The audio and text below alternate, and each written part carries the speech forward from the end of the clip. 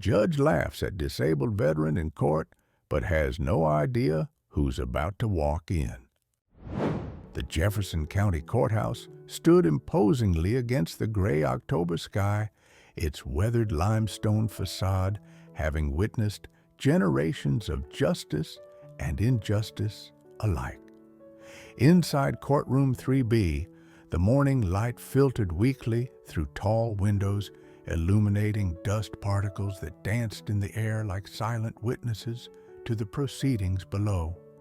Michael Winters sat alone at the defendant's table, his weathered hands one flesh and blood the other, absent resting on the polished wood. At 68, his once powerful frame had diminished, but his posture remained military straight, despite the pain that radiated constantly from his damaged spine. The empty right sleeve of his navy blazer was neatly pinned, a visual testament to what he had sacrificed in the jungles of Vietnam half a century earlier. A purple heart pin adorned his lapel, the only outward indication of his service beyond his injuries. Life had not been kind to Michael since his return from war. After losing his arm and sustaining severe damage to his leg from an enemy grenade, he had struggled through decades of PTSD, multiple surgeries, and the slow erosion of his health. His wife, Sarah, had stood by him through the worst years before cancer took her 5 years ago. Their only son had been killed in Afghanistan in 2010. Now, Michael lived alone in a modest apartment, subsisting on his military pension and disability benefits, finding purpose in occasionally mentoring young veterans at the local VA center. The eviction notice had arrived 3 months ago, coinciding precisely with the VA's transition to a new digital payment system that had inexplicably halted his benefits without warning. Despite his perfect 7-year history as a tenant, despite his desperate calls to the VA, despite showing his property manager documentation of the administrative era, Evergreen Properties had proceeded with eviction. Today would determine whether he would have a home tomorrow. Across the aisle, 3 attorneys in expensive suits represented Evergreen Properties, their leather portfolios and digital tablets forming a wall of corporate efficiency. They barely glanced at the elderly veteran, having processed dozens of similar evictions in recent months, since the company had been acquired by a private equity firm. Judge Walter Preston entered the courtroom with the confident stride of a man accustomed to power. At 52, his silver-streaked hair and tailored robes projected authority, though whispers throughout the legal community suggested his appointment had more to do with political connections than judicial aptitude. He was known for running an efficient courtroom efficiency that often came at the expense of compassion. Case number 2347B, Evergreen Properties versus Michael Winters, the bailiff announced. Judge Preston glanced at the file, then at Michael, his expression revealing a momentary flash of annoyance at seeing an unrepresented defendant another delay in his carefully scheduled day. "Mr. Winters, do you have counsel today?" the judge asked, though the answer was obvious. Michael stood slowly, leaning heavily on his cane. "No, Your Honor.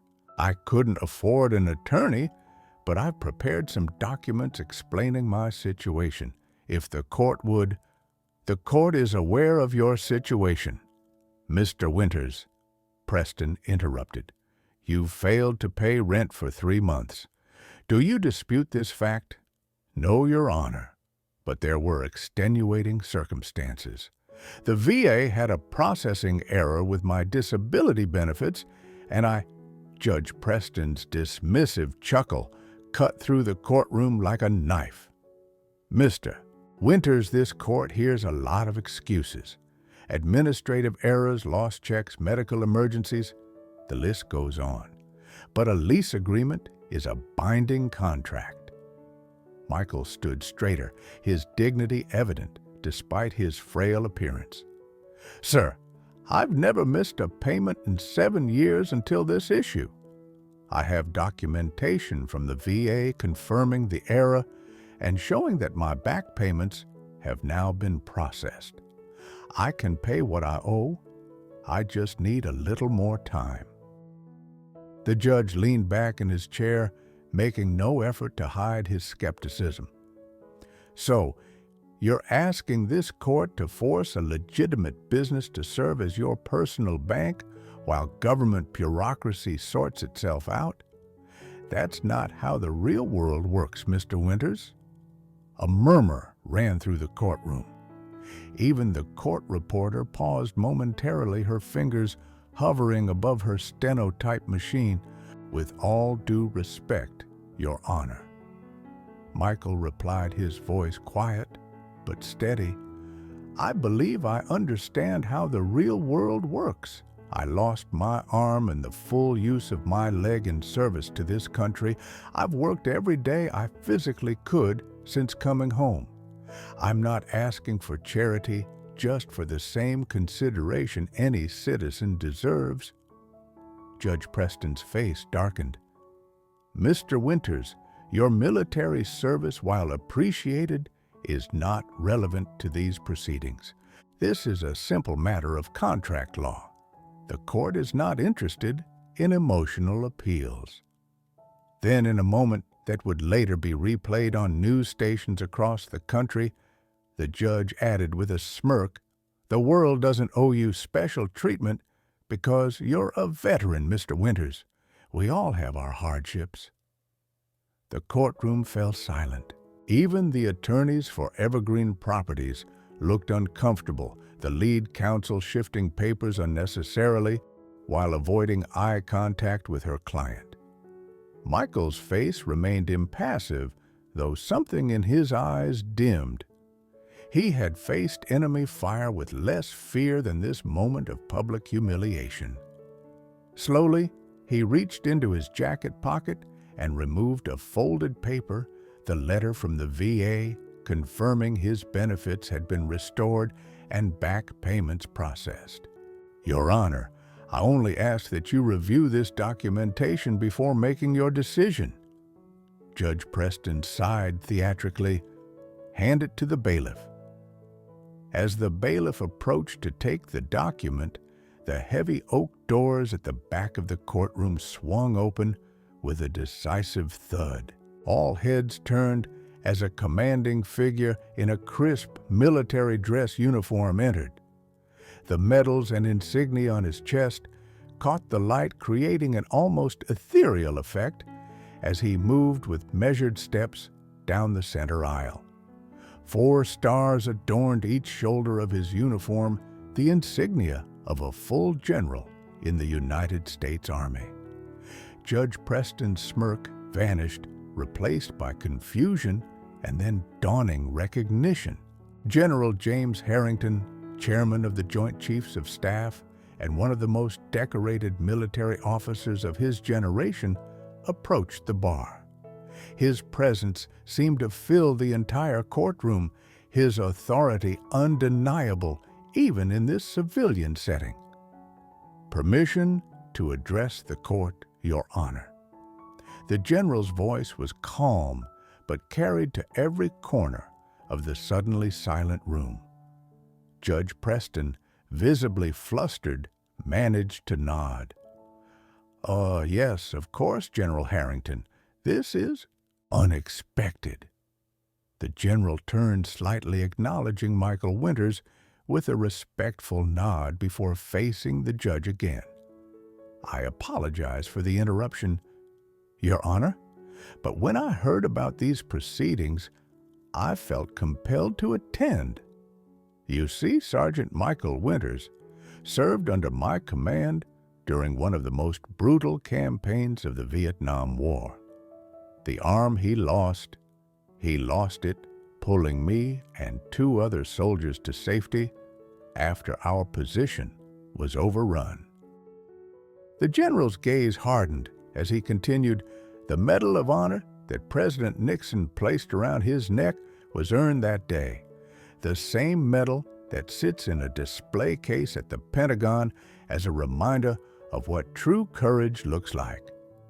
Judge Preston's face had drained of color. I was unaware of Mr. Winters' specific service record." "Clearly," the general replied, his tone measured but unmistakably cold. "Perhaps if the court would permit, I have some information that might be relevant to these proceedings." Behind the general, more figures entered the courtroom, a woman in a crisp business suit, a man with the unmistakable bearing of a high-ranking government official, and several military officers in full-dress uniform. The atmosphere in the courtroom shifted palpably, the power dynamic altering with each new arrival. The lead attorney for Evergreen Properties rose hastily. "Your Honor, given these unexpected developments, my client would like to request a brief recess to confer." "Denied," Judge Preston said, finding his voice again. "General Harrington, please continue." The general nodded to an aide who stepped forward with a leather portfolio. "First, Your Honor, I have here documentation from the Department of Veterans Affairs acknowledging the systematic error that affected Sergeant Winters' benefits, along with confirmation that all back payments have now been processed." The documents were handed to the judge, who examined them with newfound attentiveness.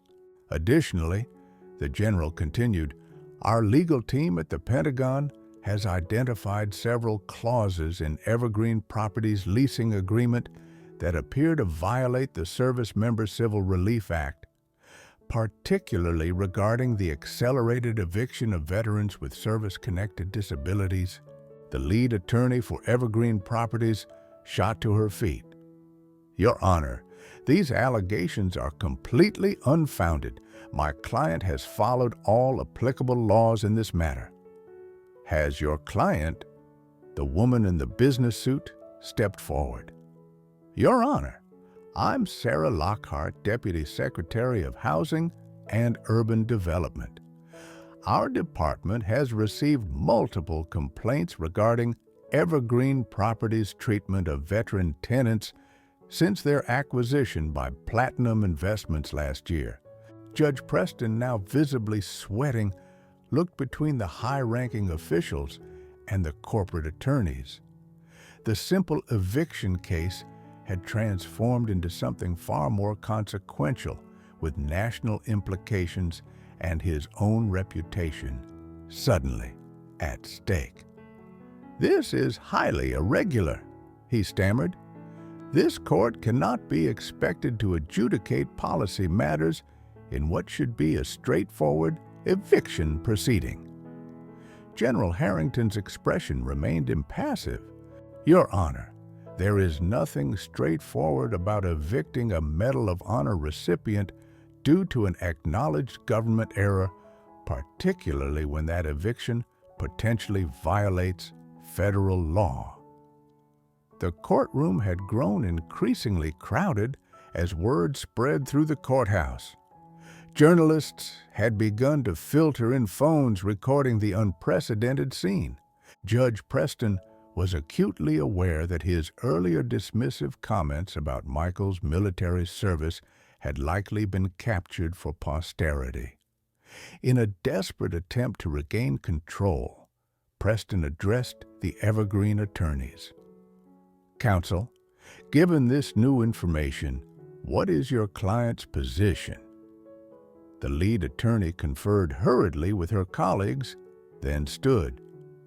"Your Honor, in light of these revelations, Evergreen Properties would be willing to work out a payment plan with Mr. Winters and withdraw the eviction notice as a one-time accommodation."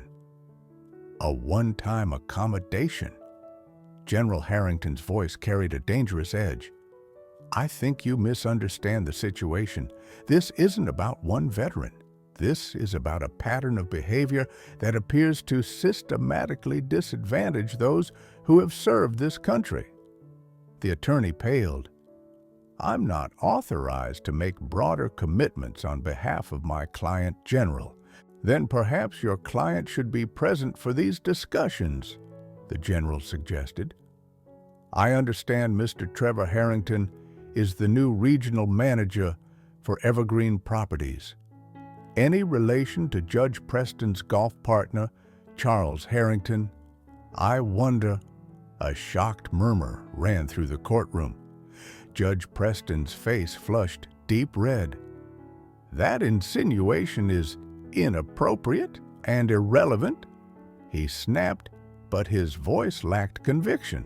Michael Winters had remained silent throughout this exchange, watching with a mixture of confusion and disbelief as high-ranking officials fought battles on his behalf that he had long ago resigned himself to losing alone. Now he slowly rose to his feet, his movement drawing all eyes in the courtroom. Your Honor, he said quietly, I never wanted to cause this much trouble. I just wanted to keep my home while the VA sorted out their mistake. I've lived in that apartment for 7 years. It's where Sarah and I spent our last days together. It's where I keep my son's medals from Afghanistan. I can pay what I owe now the VA has fixed their error. I just needed a little time and a little dignity. The simple eloquence of his words hung in the air, a stark contrast to the legal and political maneuvering that had overtaken the proceedings. For the first time, Judge Preston seemed to truly see the man standing before him not as a case number or an inconvenience, but as a human being who had given everything for his country and asked for little in return. General Harrington moved to stand beside Michael, placing a supportive hand on his shoulder. Sergeant Winters exemplifies the best of what our nation produces: courage, resilience, and humility. 50 years ago, he dragged me to safety while bleeding from wounds that would forever alter his life. He never asked for recognition then, and he isn't asking for special treatment now. He's asking for justice. The general turned to address the courtroom at large. What happens in this courtroom today matters beyond this case. It speaks to how we as a nation honor our commitments to those who have served. It speaks to whether the sacrifices made by men like Sergeant Winters are truly valued or merely acknowledged with pins and parades before being dismissed when inconvenient. Judge Preston sat motionless, the weight of the moment and the cameras capturing it pressing upon him. Finally, he cleared his throat. This court will take a 30-minute recess. Counsel for Evergreen Properties, I suggest you use this time to contact your client and secure appropriate authorization. General Harrington, Ms. Lockhart, I would appreciate it if you would join me in chambers. As the judge rose and the courtroom began to buzz with excited conversation, Michael found himself surrounded by supportive figures, the general, various officials, and even ordinary citizens who had been in court for other matters, but had stayed to witness the extraordinary proceedings. I don't understand, Michael said quietly to General Harrington. How did you know about my case? The general smiled slightly. I make it a point to visit VA facilities regularly. I was at the regional office yesterday when you were there trying to sort out your benefits. One of the staff recognized you and mentioned your eviction hearing. The rest, as they say, is history. But why go to all this trouble for me? Not just for you, Mike, the general replied. For every veteran who doesn't have a general to walk into court on their behalf.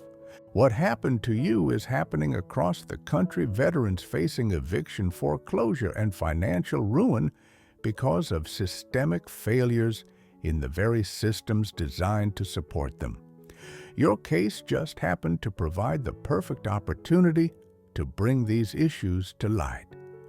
When court resumed 30 minutes later, the atmosphere had changed dramatically. The judge's demeanor was subdued. The Evergreen attorneys looked distinctly uncomfortable, and several new faces had joined the proceedings, including the CEO of Platinum Investments, who had apparently been reached on his yacht and strongly encouraged to participate via video conference. Judge Preston addressed the court with a markedly different tone than he had used earlier. Having reviewed the additional evidence presented and consulted with the relevant parties, this court is prepared to rule on this matter.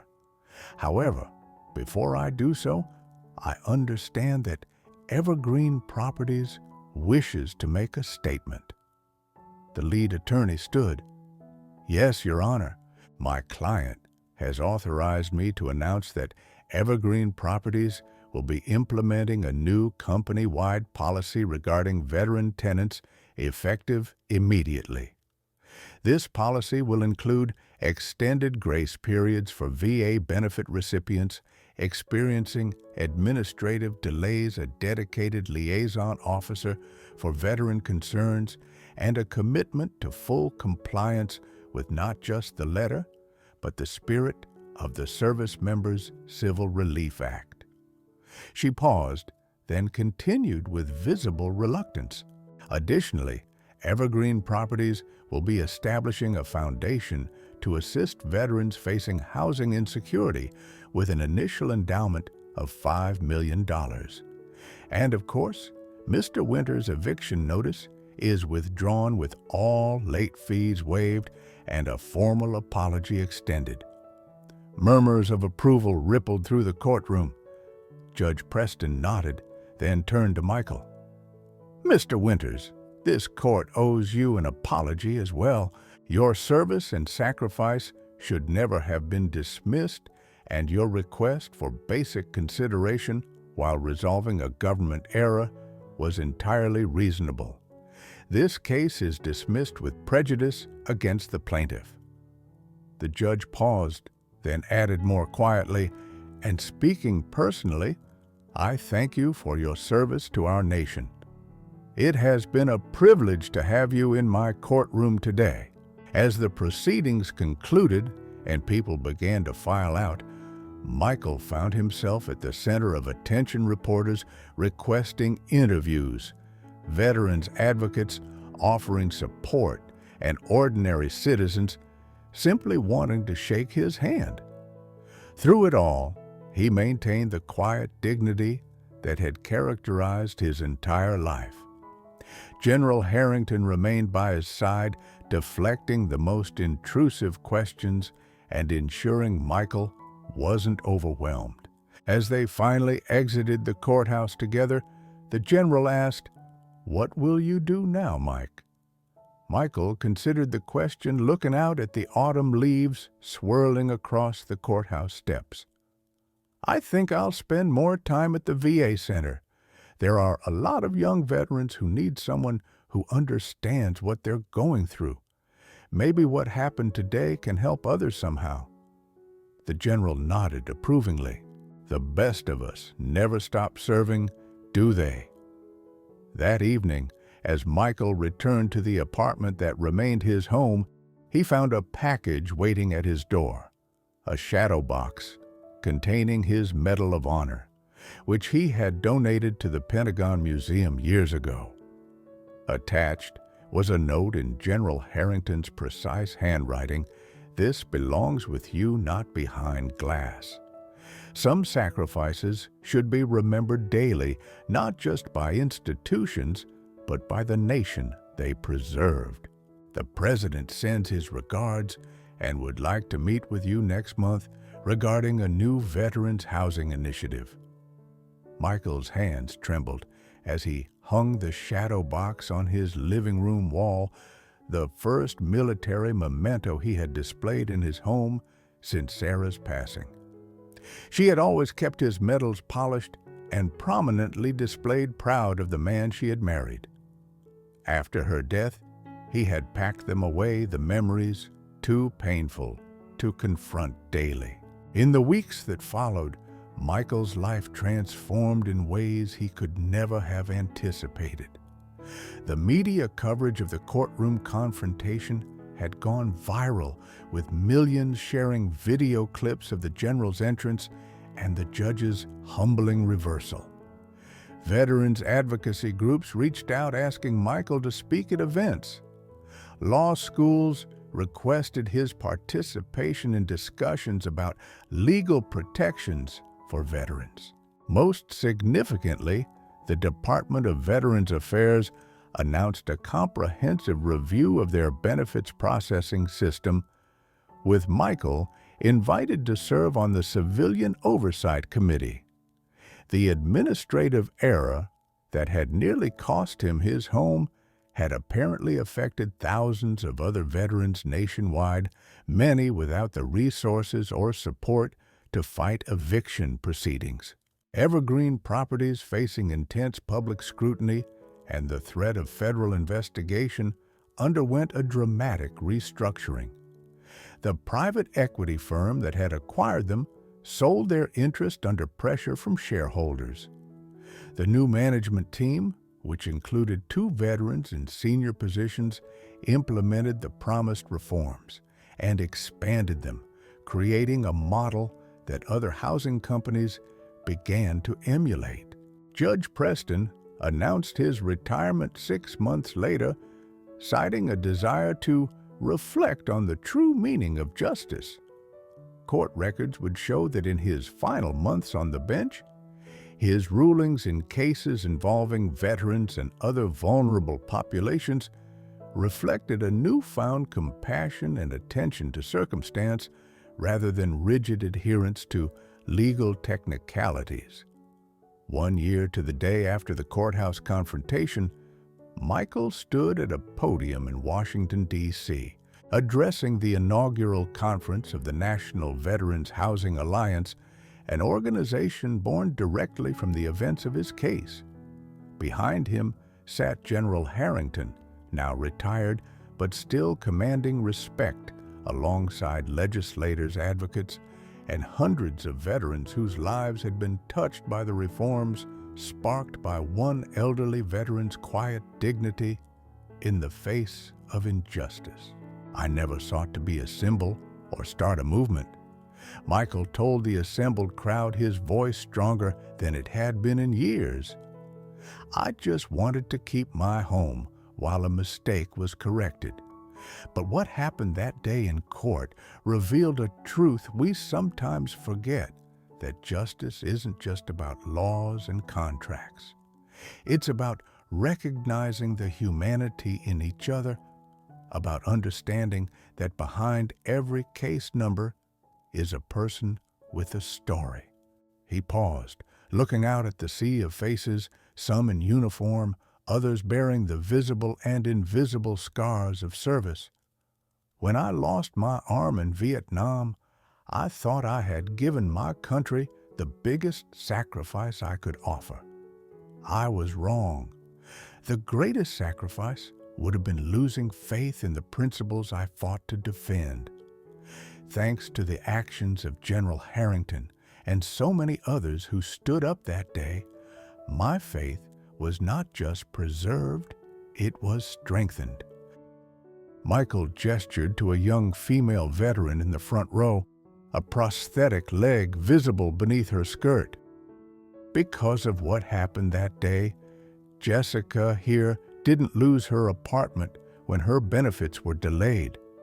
Because of what happened that day, thousands of veterans have been protected from eviction while administrative errors are corrected." His voice grew softer, more reflective.